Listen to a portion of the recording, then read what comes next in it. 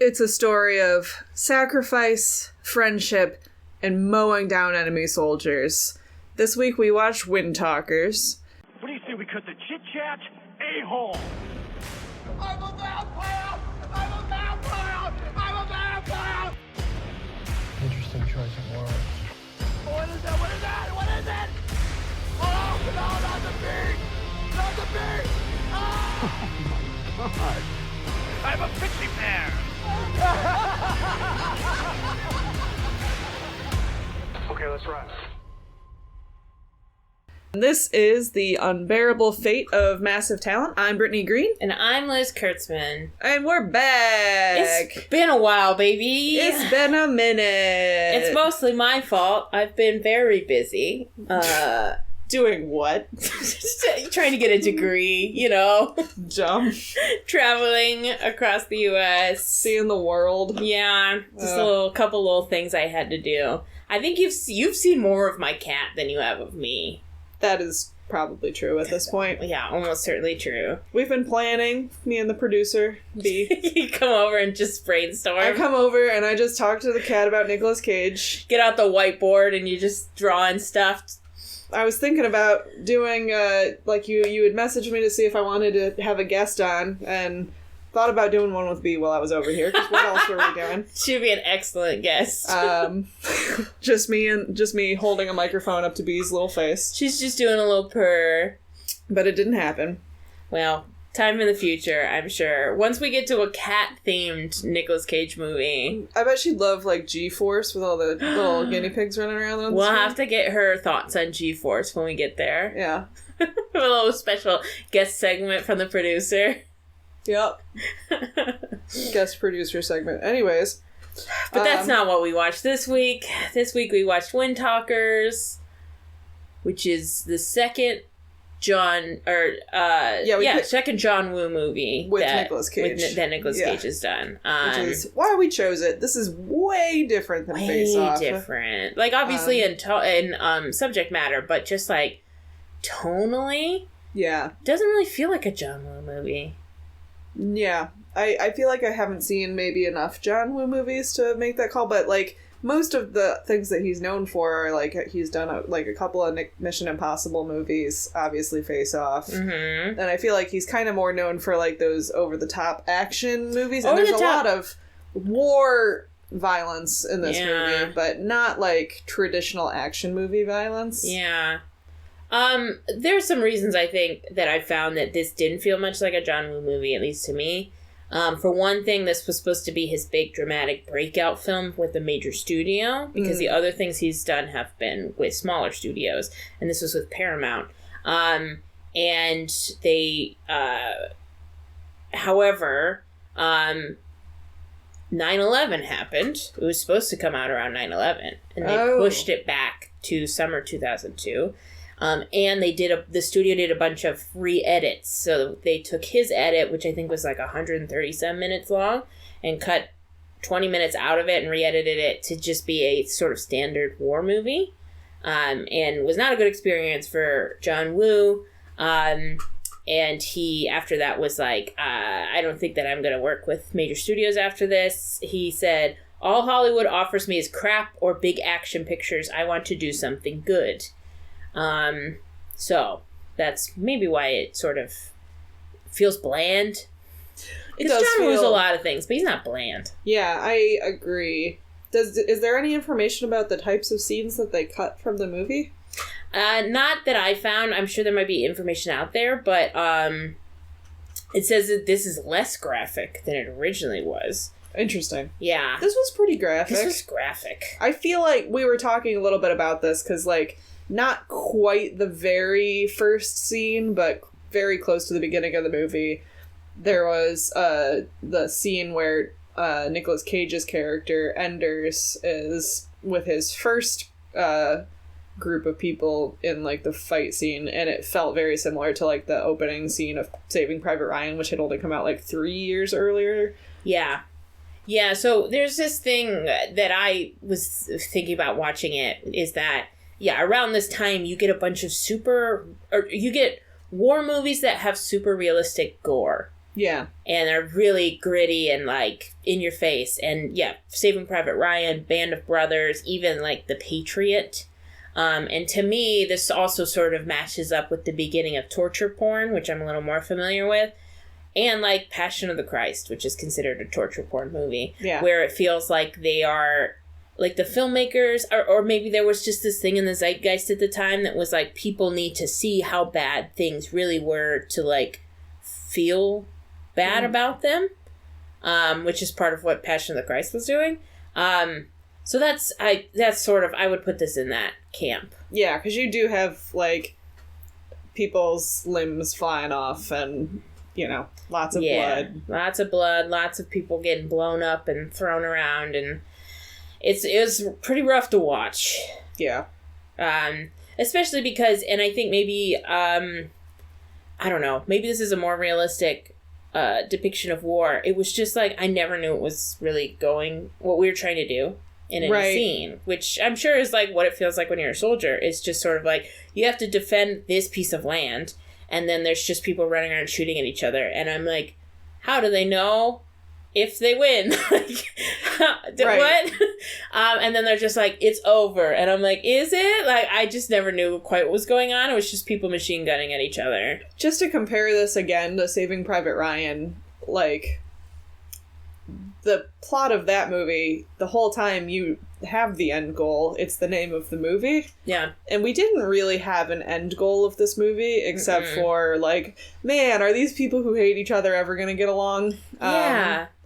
We didn't have quite enough character development to get a clear understanding of, like, where we're going with the characters, right? Yeah. Like, we sort of got established some of the characters, but other than, like, Nicolas Cage, like, getting over PTSD, maybe, like, there, which I guess he does technically get over PTSD. I guess that's one way to do it. Yeah. There's not a clear, like, these people, you know, like, these people have to come together and do this thing, and then there's until the last battle, there's not like we have to get this piece of land in order to win.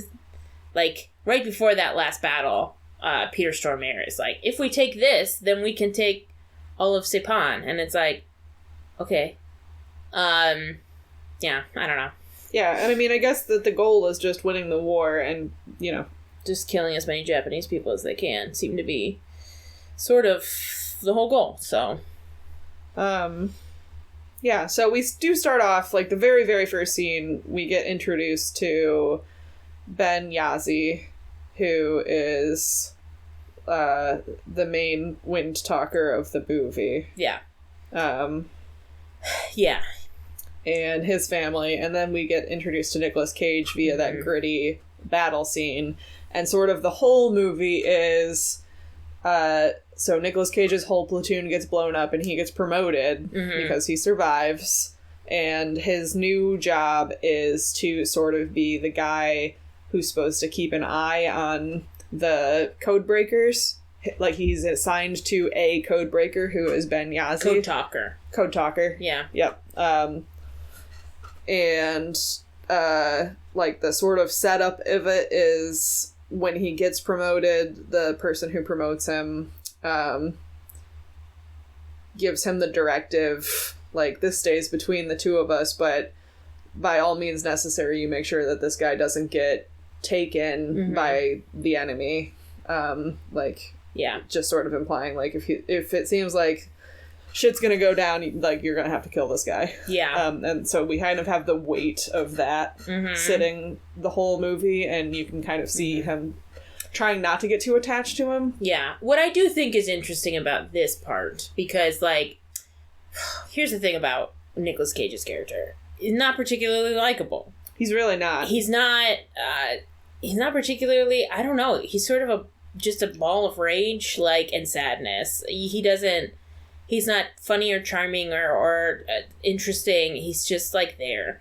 And so, like, Christian Slater is sort of his, like, the foil, I guess. His foil, because he's much more, like, charming and friendly and... Christian Slater is the other person who is sort of keeping an eye on the other codetalker. And even though I was like, why can't we follow Christian Slater in this movie? I will say one of the interesting things they do is that Christian Slater is much more friendly and like close to his Windtalker Charlie and Nick Cage is much more antagonistic towards his Ben.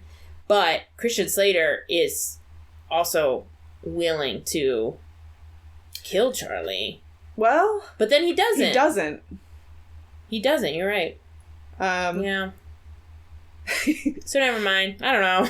I thought that was sort of the setup, was to be like, he's kind of fake because he's friendly with him, but I don't think he is. At the end, he really does just like, he can't do it. He says he's going to do it, and Charlie is like, what are you talking about? And then he hesitates. He doesn't do it. And instead starts shooting the other soldiers. And then, well, Nick Cage ends up being the one who kills Charlie. Yeah. I guess that's sort of fast forwarding a lot through this movie, but anyway. So like when Ben Yahzee and John Enders, is that Nicolas Cage's character's name? Joe Enders. Yeah. Joe Enders. When they meet, their sort of meet cute is Ben spills his coffee. Ben spills his coffee everywhere. Trying to be friends with him, and he spills his coffee all over his food. Ben Yahzee is just an adorable ray of sunshine. A cute little ray of sunshine who's trying really hard to be friends with everybody for basically the whole time. Yeah. Until he just gets beaten down. Until he gets beaten down. Literally and figuratively.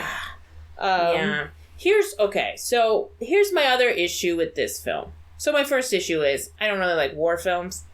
As we've established. I feel like we should probably preface this entire episode with, we discussed this, and about halfway through we were just sitting in silence. Somehow we both came, I think you were like, something happened, and we were just like, I just hate war movies. We were both like, oh, okay. And I think, having reflected on it a little bit, I will say war movies are not my favorite. You have a lot that you've seen. A war movie has to be pretty exceptional for me to like it. Yeah. I have quite a few that I'm like, okay, that's a good movie, and that's a good movie. Yeah, you were naming a bunch, and I was like, I haven't seen it. But like those are like ones that are renowned. Yes. Yeah. Whereas my favorite war film is Overlord, which is, of course, a movie about evil Nazis creating zombies the day before the invasion of Normandy.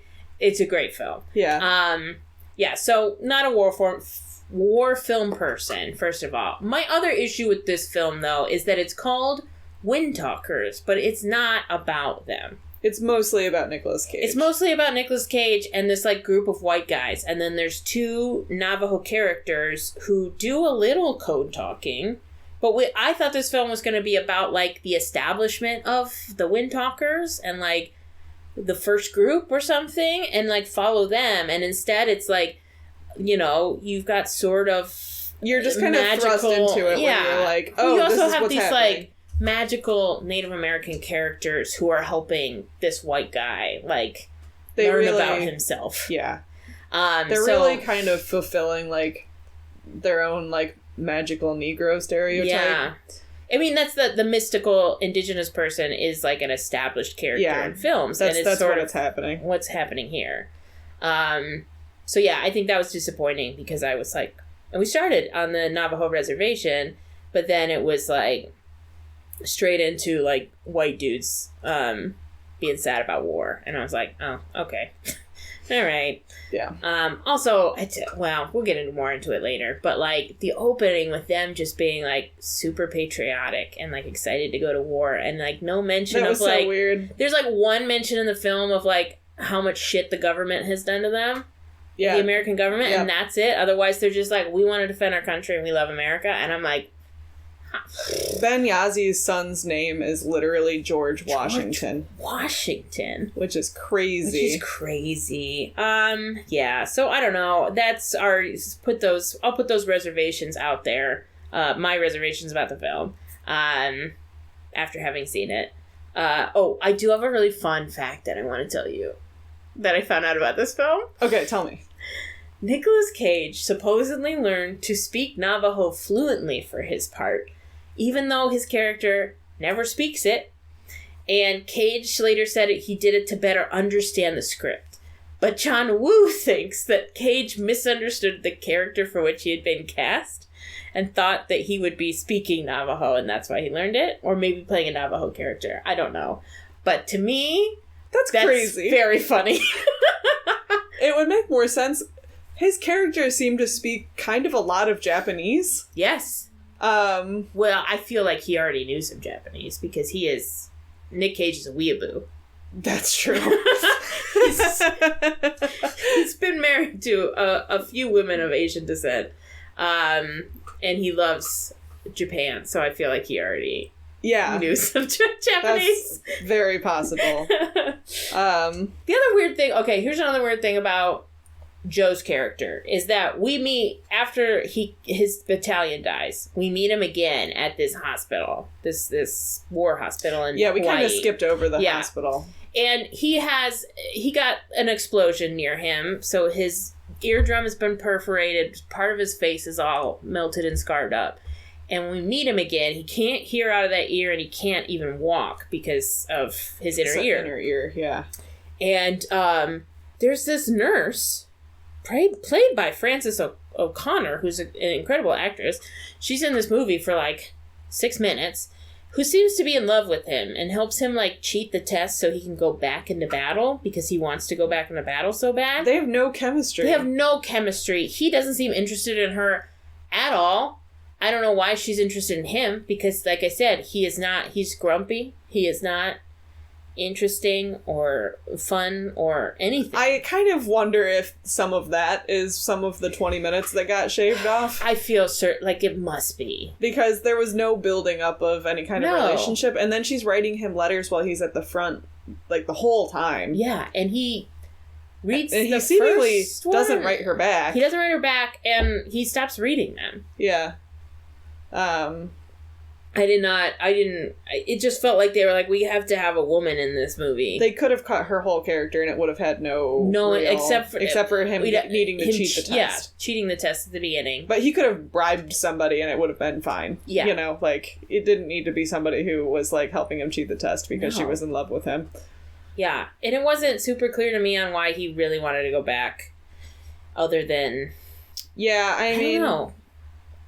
Just from my perception of other war movies and stuff, I feel like there's just sort of like an audience expectation that you're like, yeah, this is going to be like the super duty-driven guy who, like, war is all he knows. But, like, that's leaning a lot on the audience, like, just having known all about... Because he has, you know, besides the war tropes. Besides his, like, physical disabilities, he also has PTSD. And he seems super disillusioned. So it's like, I needed them to give us a reason for him to go back. Yeah. You know, and they just didn't, other than, like you said, you know, us expecting that of that type of character. Yeah. Yeah, I don't know. I mean, like, at the end of the movie, I kind of got that I feel like he needed to have an experience to redeem himself for himself. Since everybody in his platoon died in the first part of the movie, that he needed to, like, save other Marines. Yeah. But if you're going to do that, which I think is what they're going for. I think it's what they're going for, but it is making a, like... They needed to give us a clear mission then. Yeah. They needed to give us a clear, you need to get this group of men through to this thing so that we can win. And then I feel like him being like, I will get these people through alive. To redeem myself would make sense, but instead they're like, but his mission here's this is code breaker, kill this guy if you get captured. And I'm like, that doesn't fulfill his drive. So it was just confusing. Yeah. Anyway, this movie also has... He also doesn't, like, just to kind of...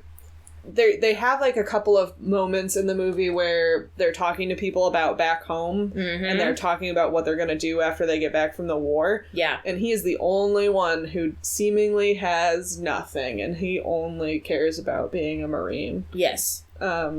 Yeah, and there is, like, when they first bring him in for commendations after he's been injured, they mention that, like, he did not do well as a civilian. Like, he used to get into trouble, and he, like, stole a car and didn't get along with his father. I totally missed that. Yeah, it was just this brief...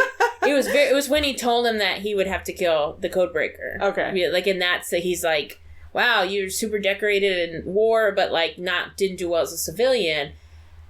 So that's interesting, because...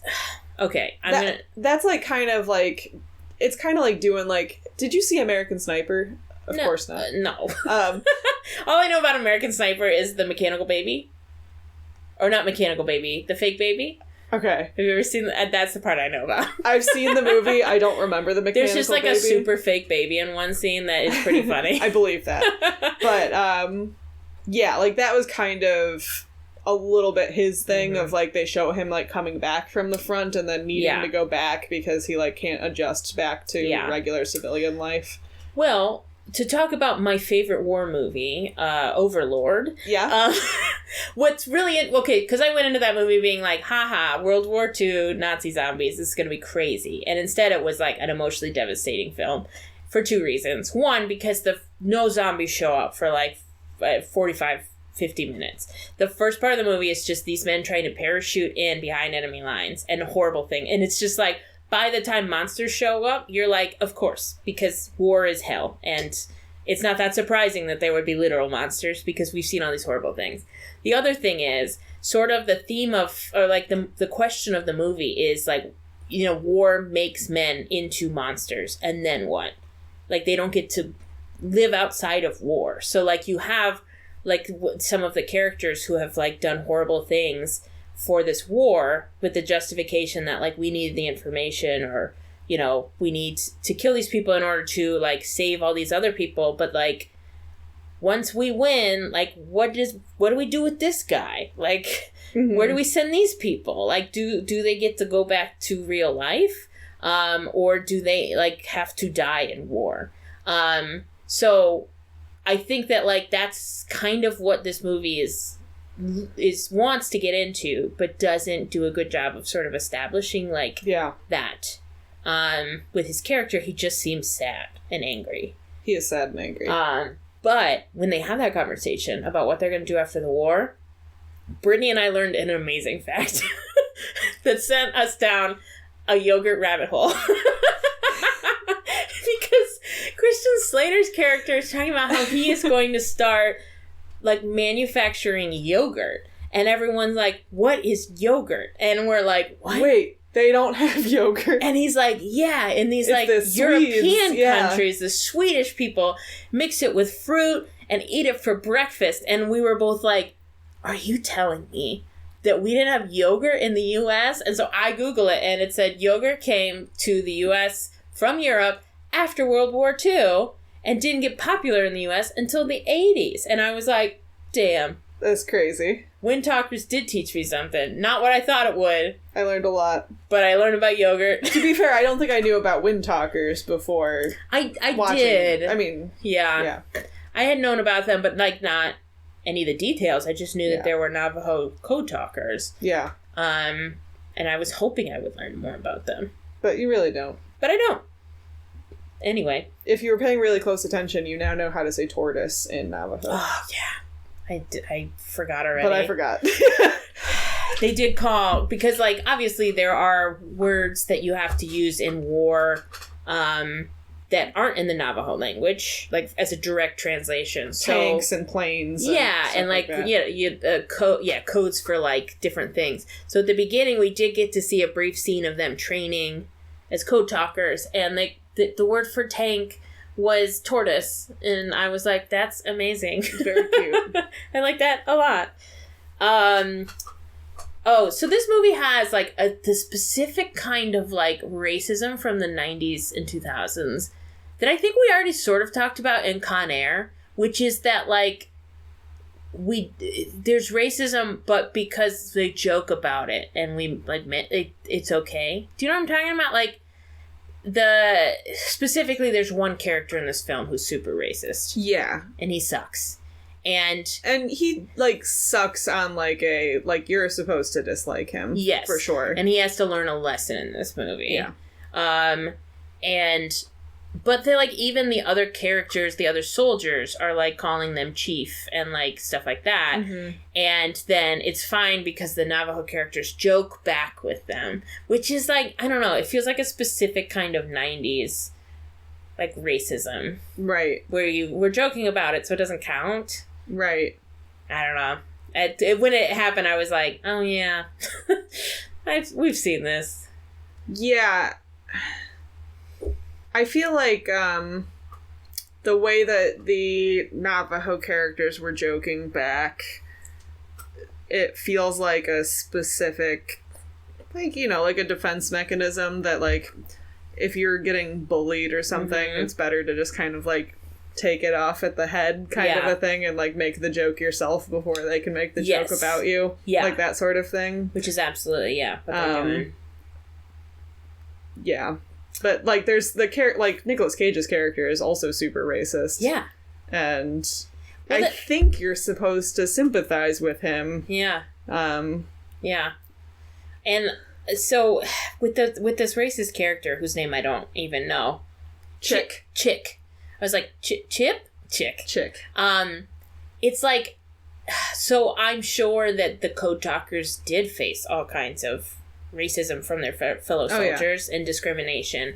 And it's like, by putting that all in one character, they were like, they could show us like, wow, they had to deal with this, but also not make us hate all the white characters and sort of let them off the hook and be like, oh, they're not stopping him really, but like they're not doing it either. And it's like, I don't know, man, it still sucks. Yeah, the only characters that were nice were Mark Ruffalo and Christian Slater. Yeah, because Mark Ruffalo stopped them. So there was, like, the scene where Chick, the super racist one, like, attacks Ben Yahzee. Actually physically attacks him. Yeah, when he's, like, trying to just take a bath. Yeah.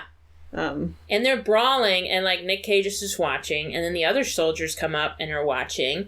And Mark Ruffalo's stops. Like, he actually breaks up the fight, and I was like, thank you. What are we doing? Also, I don't think we've mentioned Mark Ruffalo in this movie to this point. It's actually a pretty crazy cast because there's Mark Ruffalo, our dude Nick Cage, Peter Stormare is in this movie. From Fargo, if you don't know him by name. Yeah, from Fargo, from many things. Always is the bad guy. Yeah. Played Lucifer. He's not in a bad Constantine. guy in this one. He's not a bad guy in this one, you're right. He's just Swedish. He's got pickled herring. Christian Slater, and then, what was the name of the racist guy? Do you remember the actor's name? Noah Emmerich. Or Emmerlich, I think. Noah something. Yeah, he's one of those character actors, if you see him, you would recognize him. He's in The Americans. It's Emmerich. Yeah, it's pretty good cast of characters, cast of actors. I don't know about characters. Characters are pretty Characters thin. Or whatever. Yeah. It's just a lot of, like... It's one of those... It's a group of characters that about 90% of them I couldn't describe their character traits. Well, there was Wife Guy. There was... Yeah. There was...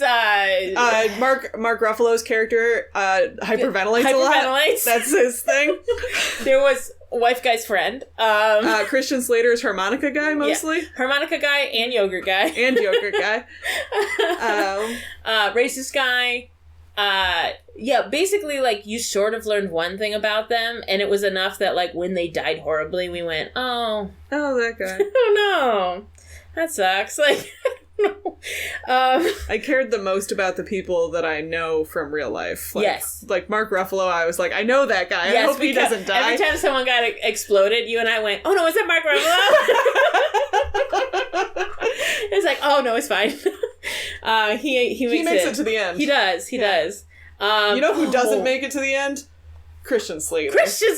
Okay, so we already described the scene in which Christian Slater and Charlie, who is the other main Windtalker in this movie, and he... they're, like, in this area that's supposed to be a secure area, but it gets breached. Yeah, and...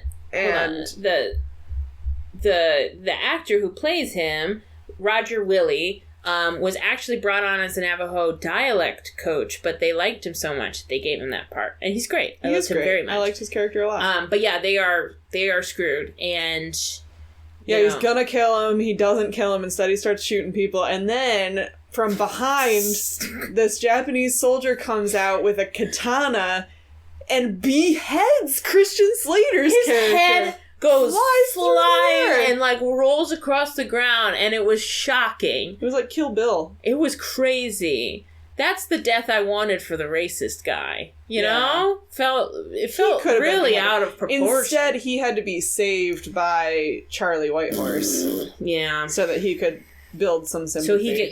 Because Charlie does save him, and actually in that scene before this. Right before, yeah. Chick thinks that Charlie is throwing a knife at him, and he actually throws it at the Japanese soldier sneaking up on him. And afterwards, after Charlie dies and they're all walking to the next fight, he's like, man, that guy saved me. And it's like, yeah, man, I don't know. Like, don't be a piece of shit. Can we talk about how he throws that knife underhand? Underhand. It was dope. I actually wonder, though, if he was throwing it at Chick, because, like, the Japanese soldier sort of like moved into it a little bit. Yeah. So either he anticipated where that soldier was going to move, or he was actually like, this would be a great time to kill that racist guy. Yeah. So yeah, Chick had to learn about racism and to be a better person or whatever. So he lived. And because he was getting kidnapped, I don't think we touched on this yet. Because he was getting taken prisoner, Charlie Whitehorse, that is. Mm-hmm. Nicolas Cage's character does explode them with a grenade. But Charlie does give him a nod. Like, they make eye contact, and, like, Nicolas Cage clearly doesn't want to throw the grenade, and is sort of debating, and then Charlie gives him a nod. It's okay. It's fine. Which, like, to be fair, he was being dragged away by, like, 5 soldiers, and, like, whatever was about to happen to him was going to be bad. Yeah. So I can understand in that situation more so than the, like, when he and Christian Slater were laying there, like, they hadn't been taken yet. Like, no. They were like, we could pull through. And he's like, I might have to shoot you right now. And he's like, what are you doing? So I sort of understand where he's coming from in that, when he gives him the nod. Yeah, the other thing we haven't talked about yet, I think we skipped over this. When Ben pretends to be a Japanese soldier. Oh no.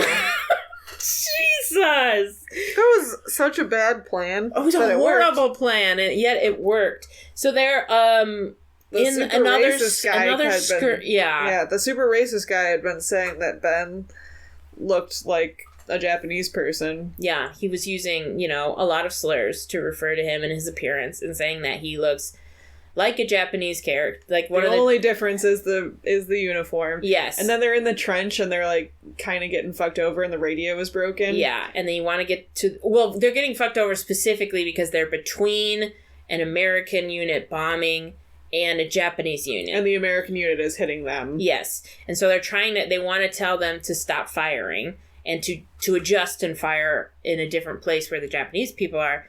But their radio's out. So we got to get the radio from the Japanese trench. And Ben's plan is, hey, I just saw a Japanese soldier up close for the first time, and I do look like him. So I'll just put on his uniform and go over there and take the radio. And I was like, you do not look like a Japanese soldier. Not to a Japanese person. No, to a bunch of racist white people, maybe. They'd be like, yeah, I could see it. But, like, these Japanese people are going to be like, what? Who are you? Like, what is this? Also, doesn't speak any Japanese. Doesn't even know how to say any simple phrases in Japanese. So Nicolas Cage's character is like, no, you absolutely can't go. And then eventually he's like, all right, we'll do this plan, but you have to take me prisoner. So that, and then they both go over there and it kind of works. It works. I don't know Nicolas Cage gets to be a badass and kill a bunch of people. Yeah, it basically is, they didn't get that close to the trench, and instead, like, Nicolas Cage takes someone's gun and, like, kills a bunch. Because, like, every time he has a machine gun, he goes into a berserker rage. Yeah. And just takes everyone out. So that's what happens. So the plan works, but you know. Yeah. Crazy. Yeah. Do you remember the part where Nicolas Cage just said horses? Oh my god. Yeah, I do. That made me giggle. Because it was like a moment between him and Ben where Ben's describing home. Yeah, Ben's trying to get him to come and visit his family. Yeah, and he's like, you should meet my son, and like, this is like life on the res, and he's talking about like riding horses and like, you know, all the things the sun on the hills and all the stuff, and it was like a very nice Cage speech. Is just like horses? Nicolas Cage just goes, horses. And he's like, yeah. And he's like, says something else, and then Nicolas Cage is just like, Arizona's a long way from wherever he's from. New Jersey, something like that. It was just such a funny reaction to this, like, nice speech. Was weird. Horses.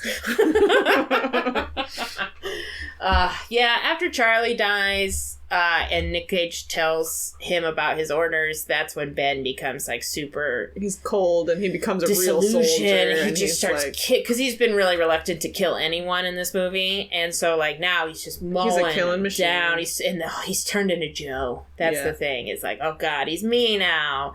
In our final battle, which, I don't know, they're trying to get a hilltop or something. Yeah. And there's like 3 of them left. And 4. Yes. Mark Ruffalo is still there. You're right. No, I remember Mark Ruffalo. I wasn't counting Nick Cage for a second. Because I was thinking, like, he's like, now I'm going to save the battalion. And I'm like, my dude, that's 3 people. He's going to save the 3 most important guys who haven't died yet. Not Peter Stormare. Not Peter Stormare and not Christian Slater. Yeah. But... So, yeah, in the end, he gets to carry Ben to safety because Ben's legs have been shot.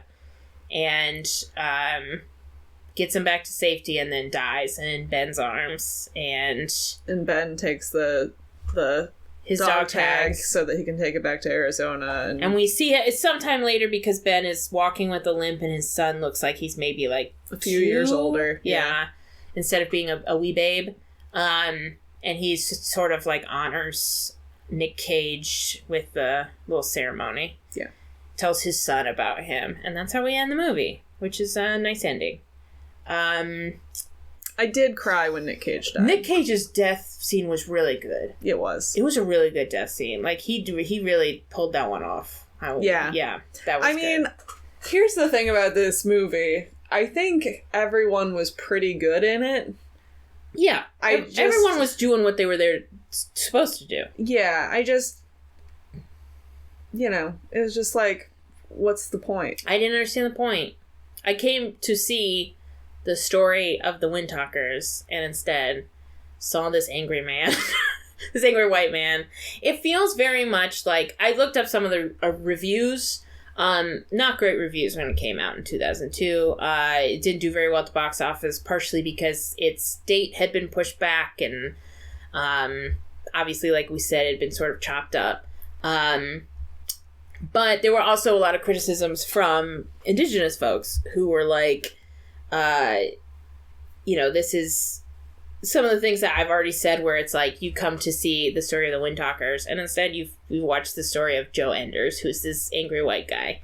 And it's sort of reminiscent of like Glory or The Last Samurai, those kind of movies where you're technically like it's supposed to be about a group of like people of color or a different culture, and instead it's about the white guy who like goes to live or direct or like captain them or whatever. Which sucks. And the Navajo characters are there mostly to like support Nick Cage's journey instead of like having a clear journey of their own. I also found that the last Navajo code talker died in 2014, at the age of 93. Oh. His name was... What was his first name? His last name was Nez. Well,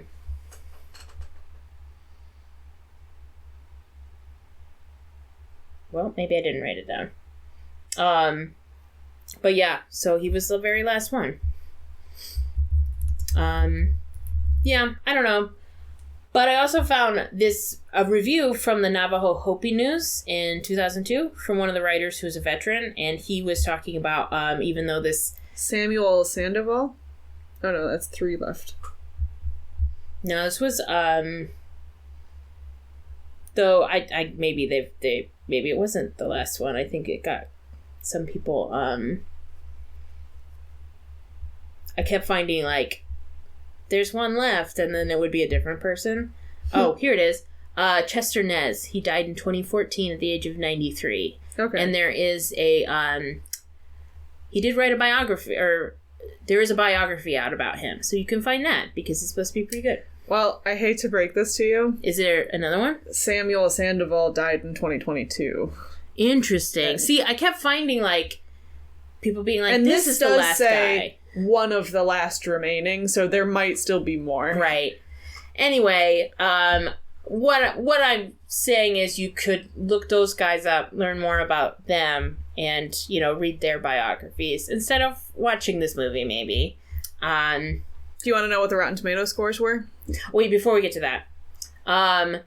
I did find a review from the Navajo Hopi News in 2002 about this movie. Yeah. And his take on it, and he is also a veteran, and he was like, a lot of people have been really critical of this movie, a lot of, you know, Native people especially, but he talks about, like, how uplifting it is just to see representation on screen of Navajo people, and he talks about, like, how excited, like, kids were to go see this movie and like see someone like them on screen, which I think is really important too.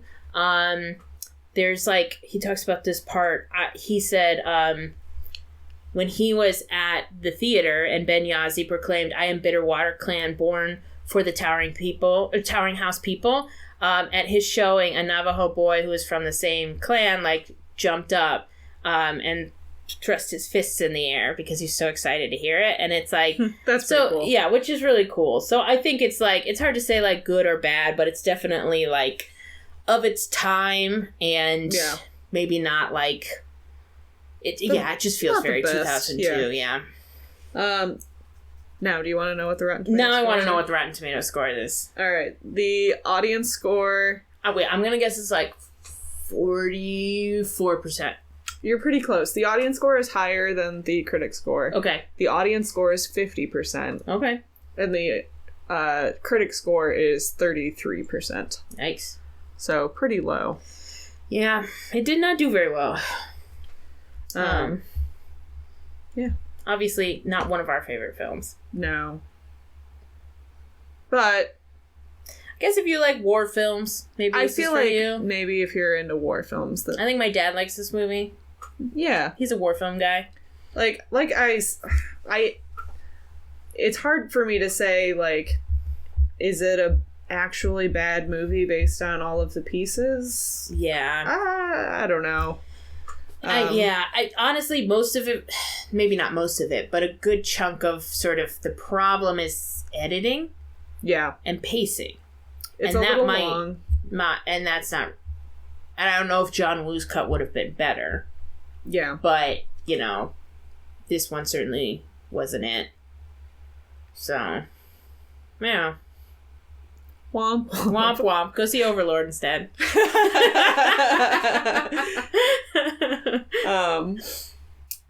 All right. And, like we said, not very cagey. Mm-mm. Very... Yeah, when he goes into, like, those berserker rages, it's pretty wild. But, like... But not in, like, a cagey way. In, like, this is a weird war movie thing. Yeah. It did give a little bit of, like... when we have shootout scenes in John Woo movies and people are just wildly firing guns and somehow it did have a little bit of that. That energy was there. Absolutely. There was a part where he was shooting and hitting everyone and he had like just like a machine gun at his hip. Yes. And he was walking very quickly. Yes. And just like bam out of the trees. Like choop choop choop with the machine gun. Crazy. And I'm like, he's not aiming at anything and he's hitting everything. He hits everything. Yeah, it not clear choreography in any of the gun scenes. No. Because I was often like, wait, which side is going where? What are we doing? Yeah. How'd that guy get killed? I don't know. Yeah. So, that's Windtalkers. That's Windtalkers. Do you want to do some, Inside the Cage? Ooh, it's very NPR. Yeah. I was doing some ASMR. Oh, there we go. Sorry, I'm so old that I'm like, oh, they NPR. don't actually whisper into the microphone on NPR. That's true. It'd be weird if they did. They do more talking like this. Inside the Cage. We're gonna go inside the cage here, folks. That's a little more NPR. Yeah, that's NPR. Yeah. I tried to watch some ASMR movie or shows. God, I'm so old. ASMR videos. I couldn't do it. No? I hate it. Huh. I hate it. I hate that. Like whispering into the microphone stuff. Not for me. I like the ones where they're like, I don't know, doing sand and stuff, and there's like nice little really cookie noises and stuff. That's things. fine. But people's voices when they're like whispering at me, I'm like, get out of my ear holes. I don't intentionally seek out ASMR very often, and usually when I do, it's people making fun of ASMR. Yes. I do like things getting slowly chopped up. Yeah, that's nice. That's a nice sound. Mm-hmm. Or like sand, or things getting Bodies. crinkled. Bodies being chopped up. Bodies being chopped up. That'd be a good Halloween ASMR. Oh, there's gotta be one. I'll yeah. find it. Anyways, where are we going inside the cage? so I thought for today's Inside the Cage, it's been a while, so this is pretty old news. Yeah. But there is a trailer for Dream Scenario, which is coming out. I feel like I probably should just have that date ready. Yeah, I was like... I mean, like, it's already technically out by the, because it premiered at the Toronto International Film Festival in September. Yeah, it's hard with, like... But it's going to be wide released November 10th. Oh, dope. Okay. It's hard with indie movies, because it's like, well, it's technically been out a year, but at 5 theaters, right? Yeah, we're hopefully going to be seeing Butcher's Crossing soon. Yeah. And, or as I call it, Buffalo Crossing. Buffalo Crossing. Which sounds like an all-Buffalo version of Animal Crossing yes! to me. Yeah, no, I mean, like, we're probably going to see that, but that's been out for a year, technically. Yeah, because we were talking about it. Yeah. It came out around the same time as we did, that other Western. That other Western. Uh-huh. The Old Way. The Old Way, yeah. It came out, like, before The Old Way, technically. Yeah. But, yeah, it's finally coming out more wide release. Yeah, so. Right around now. Hopefully, that might be our next one, or we might be looking at something else, depending on if we can find a showing. Yeah. So. But Dream Scenario is the one that I think that we can say that we're probably the most excited about. Yes. It's a comedy horror. If you haven't seen the trailer, stop the podcast. Watch it. Watch it. Now. Right now. What are your thoughts? What'd you think?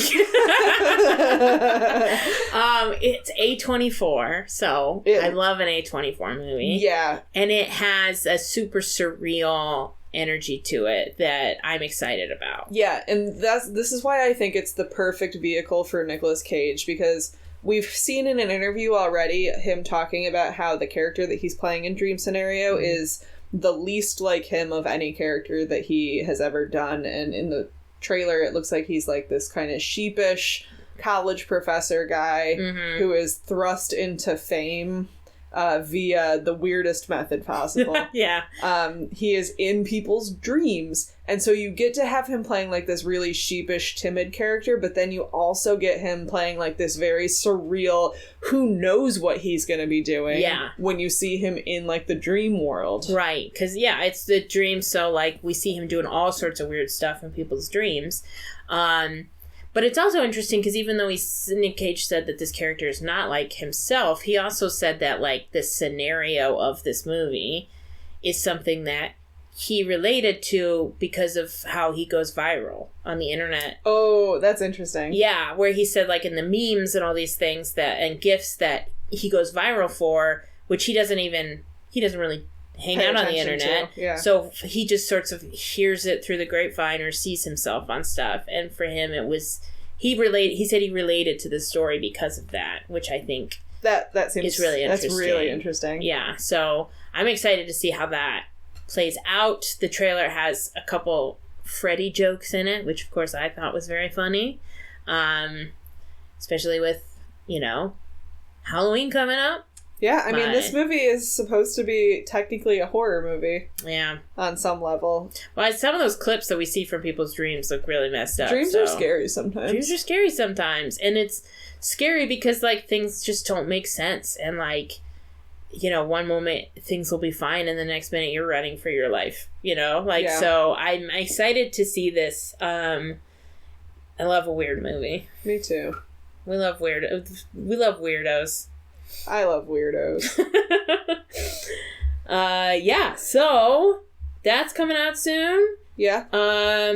Next we might try it might be Butcher's Crossing next. Yeah, might be that. It might be something else. Depending on when we're able to find Butcher's Crossing and when we're able to get together again, so Woo! But it won't be as long of a break as it was before. No. So sorry.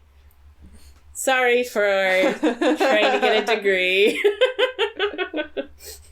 Soon we'll have extra cred because we'll have Dr. Liz Kurtzman on the Nicolas Cage podcast. That's right. I mean, by the time we get through all these movies, I better have my doctorate done. I think you will. Yeah.